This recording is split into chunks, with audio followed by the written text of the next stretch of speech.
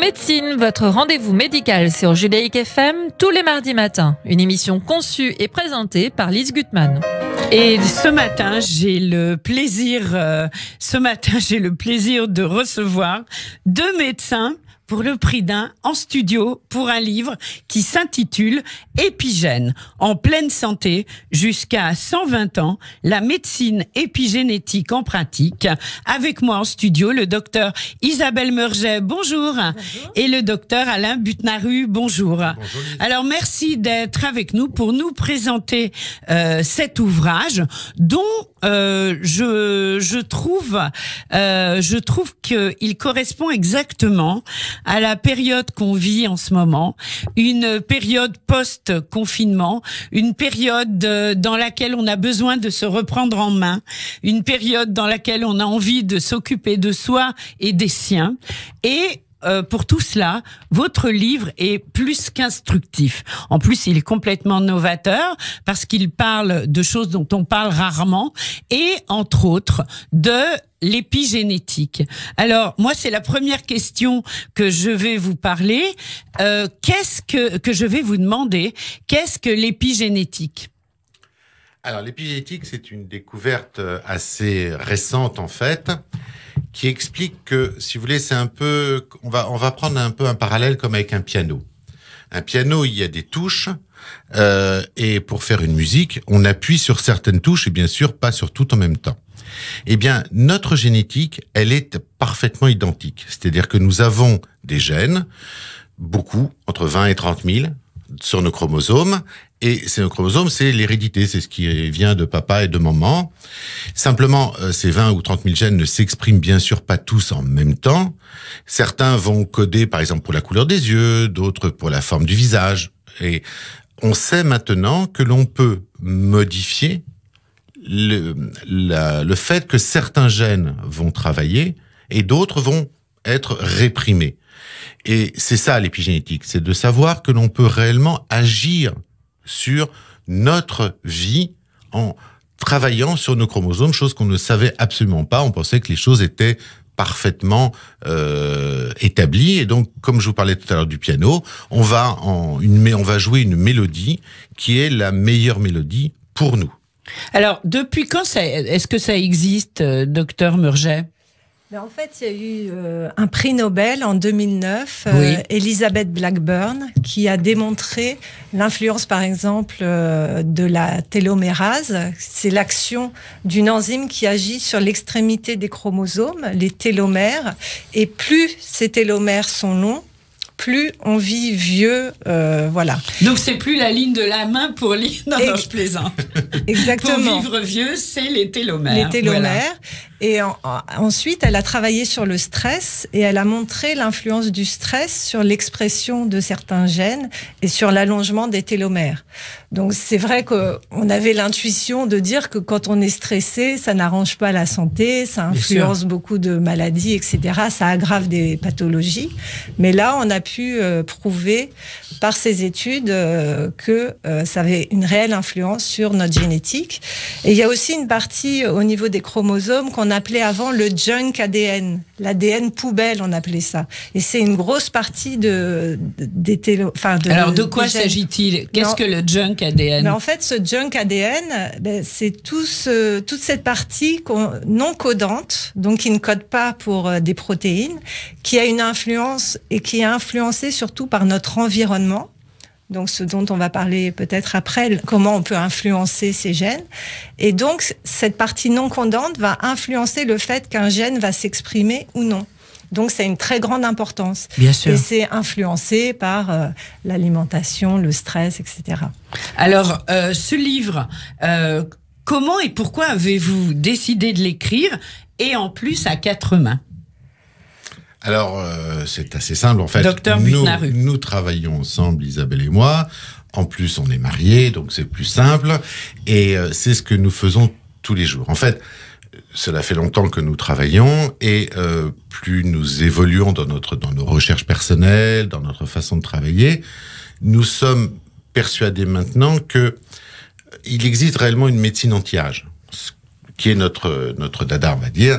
Et cette médecine anti-âge, elle a beaucoup évolué. Nous avons maintenant la médecine anti-âge, on va dire, du 21e siècle, qui est la santé intérieure et la beauté extérieure, et qui sont parfaitement ensemble, et les deux sont importantes, d'accord?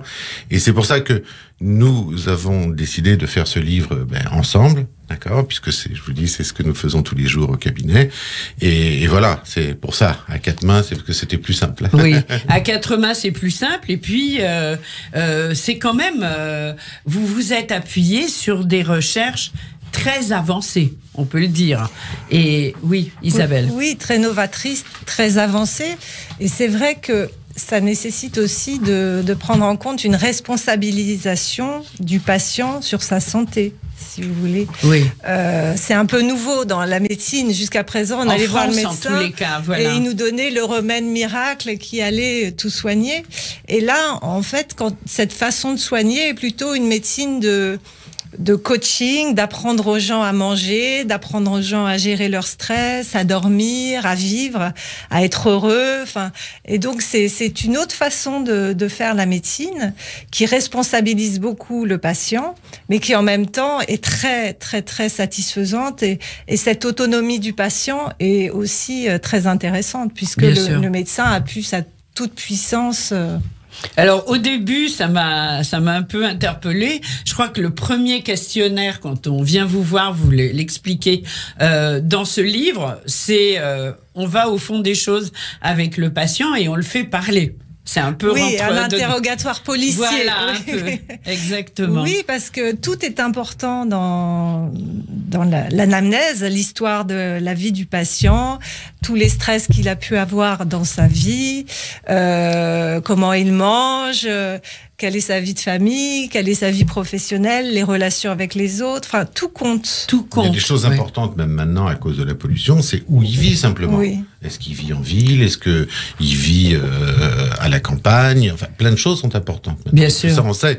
Pour vous donner une idée, on sait maintenant, autour de nous, on a de plus en plus de patients qui sont un peu allergiques, qui vous disent le rhume des foins à chaque fois. Pourquoi? Et c'est prouvé. C'est pas quelque chose que moi je vous raconte ou que nous on vous raconte. C'est que à cause de la pollution, les allergies ont explosé dans le monde. Oui, donc, bien sûr. C'est vraiment important. Voilà. Donc, et aussi les additifs alimentaires, bien sûr. La malbouffe, etc. Tout ça favorise la fragilité, l'inflammation du corps et les réactions allergiques. Oui. Est-ce que c'est pour ça que dans le monde dans lequel on vit aujourd'hui, il y a beaucoup plus d'allergies qu'il y a une trentaine d'années, par exemple? Oui, c'est pour ces raisons-là. C'est vrai qu'on vit dans un environnement pollué au niveau de l'environnement, mais pollué dans la nourriture, pollué aussi... Un électromagnétique. Oui. Bien sûr, oui, les ondes, tout ce qui est pollution aussi, je vais dire intellectuelle, les mauvaises nouvelles, les choses les périodes stressantes, le stress qu'on entretient peut-être. Mais alors justement, moi je voudrais rentrer un peu peut-être aussi dans le vif du sujet. Il y a quelque chose que vous avez écrit qui m'a beaucoup marqué parce que il y a environ 3 ans, j'avais fait des émissions avec les médecins qui travaillent à Paris sur le centre de l'eau et qui disaient que la meilleure eau qui existait, c'était l'eau du robinet, qu'il fallait pas en avoir peur, qu'au contraire. Et alors vous, dans le livre, vous expliquez que dans l'eau du robinet, il y a des résidus médicamenteux, si je me souviens, et que même les filtres qu'on emploie dans des carafes spéciales dont on ne citera pas le nom, n'arrivent pas à filtrer suffisamment. Alors je voulais que vous vous exprimiez sur ce thème parce que c'est très intéressant en fait. C'est-à-dire l'eau du robinet, il n'y a aucun germe, hein. Ça c'est sûr. Donc dans ce sens-là, c'est vrai qu'elle est sûre à ce niveau-là.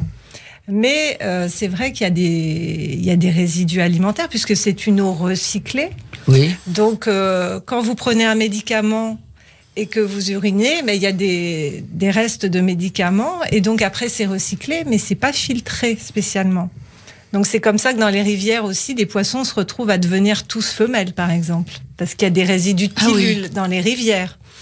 Donc, moi je suis pas une spécialiste exactement de l'eau, mais moi je préfère boire de l'eau en bouteille, le mieux, c'est de l'eau en bouteille en verre. Parce que c'est vrai Oui. que Il les y en a pas bouteilles beaucoup, en plastique, il y a des PCB dedans. Oui. Et il y a aussi d'énormes plastiques, mais c'est très compliqué de savoir comment a été fait le plastique. Le gros problème de ces eaux, enfin des résidus qui sont dedans, c'est qu'ils sont à dose infinitésimale. D'accord? Donc Oui. on sait que, là, si on regarde, on sait que telle dose n'est pas dangereuse.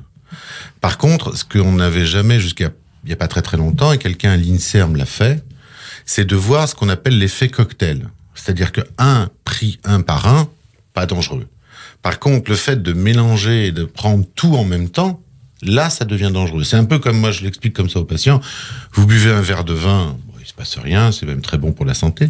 Par contre, si en même temps, vous prenez un verre de vin, un verre de vodka, un verre de whisky, un verre de plein de choses, Oui. et d'autres alcools, je pense qu'à la fin, si vous buvez tout ça d'un coup, vous n'allez pas être bien. C'est Et sûr. c'est vraiment ça. Oui. Et cet effet cocktail n'avait pour l'instant jamais été étudié. Voilà.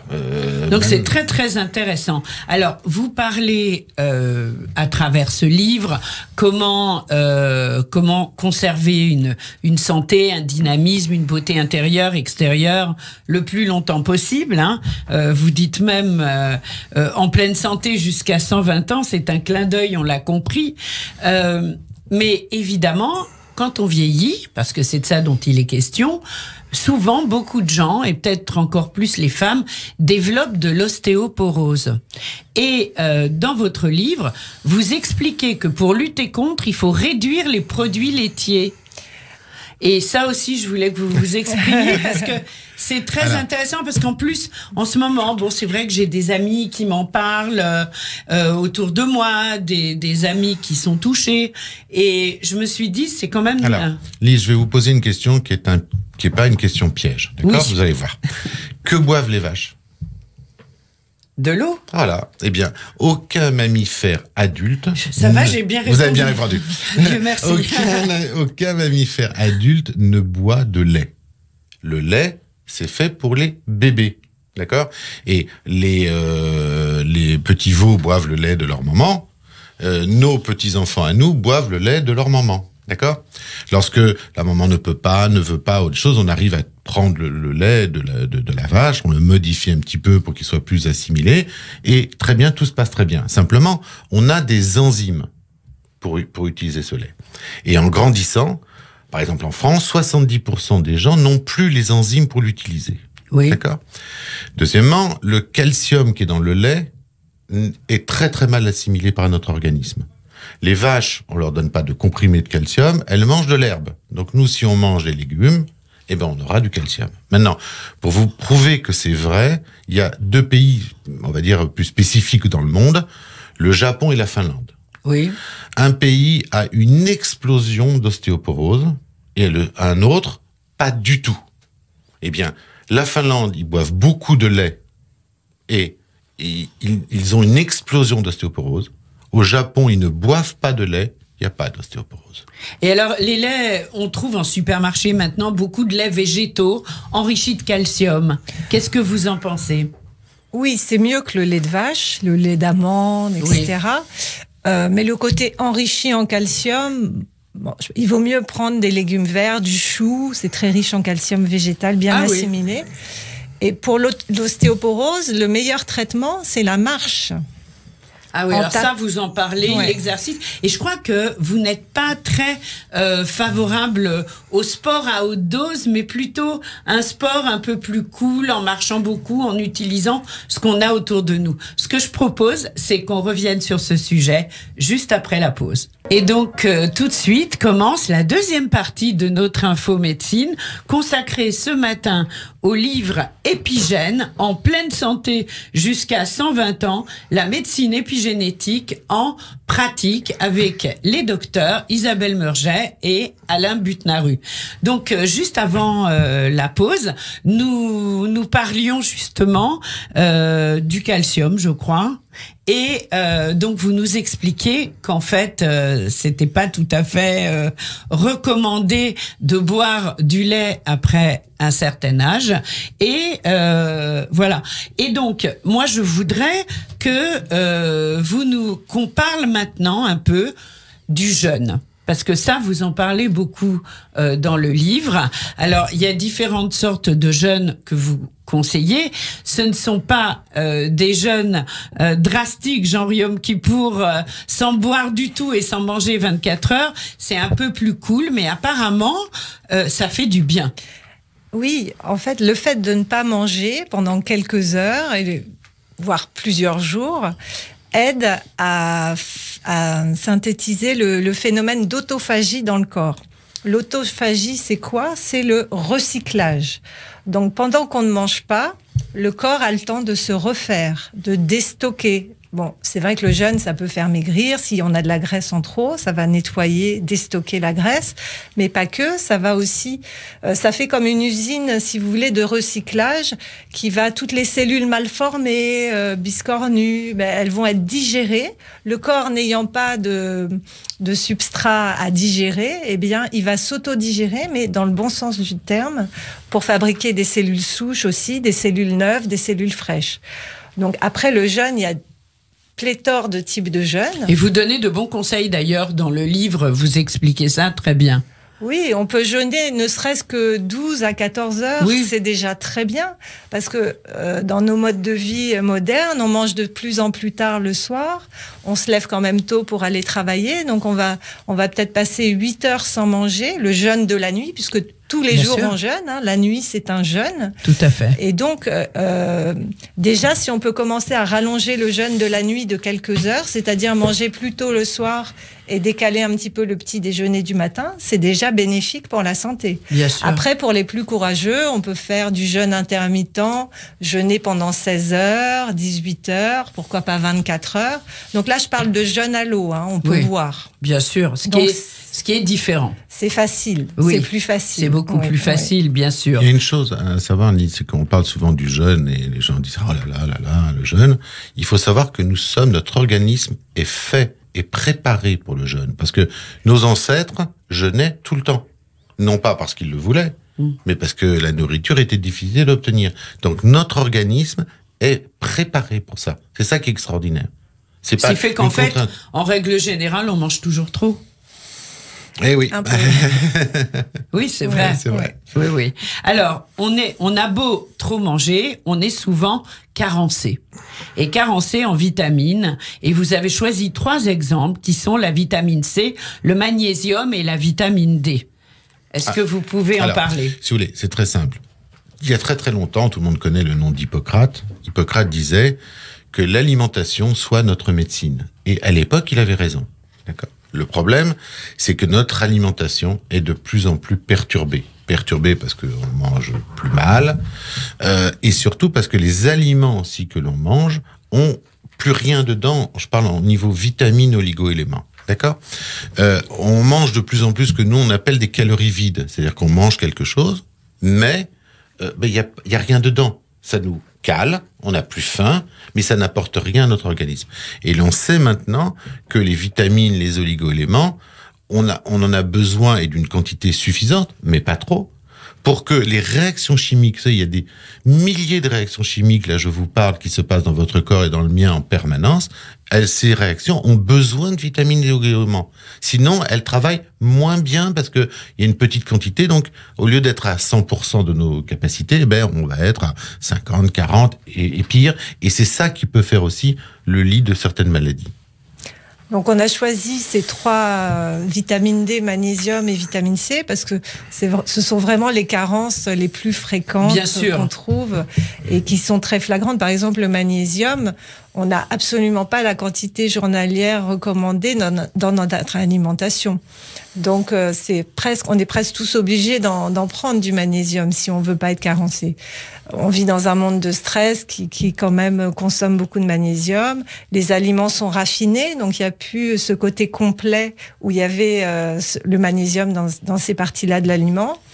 Pour la vitamine D, quand on vit à Paris, on n'a pas beaucoup de soleil, ou du moins qu'une partie de l'année, on s'expose pas au soleil trop.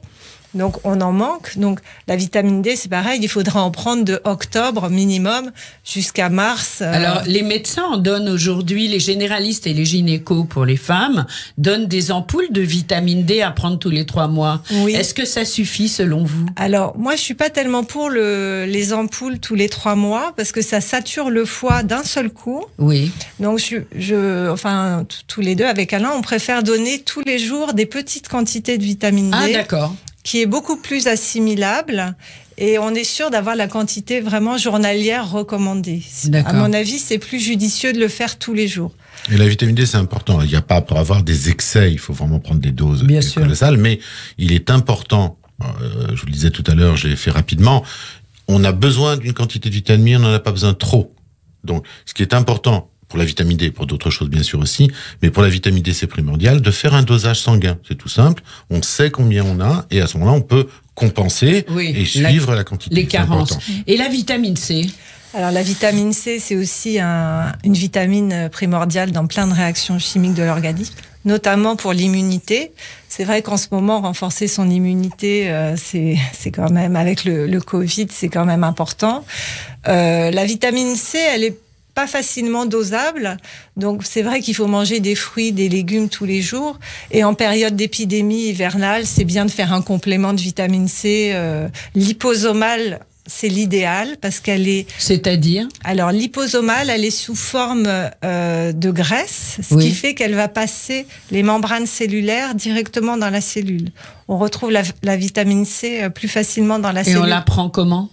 En voie Péros. Oui, Péros, une cuillère ou sous forme de gélule, ça existe aussi. D'accord. C'est la meilleure forme assimilable. C'est un peu l'équivalent d'une perfusion de vitamine C quand on la prend en liposomale. Donc c'est intéressant. Bien sûr. Après, il y a d'autres micronutriments très importants. Le zinc aussi, c'est très important.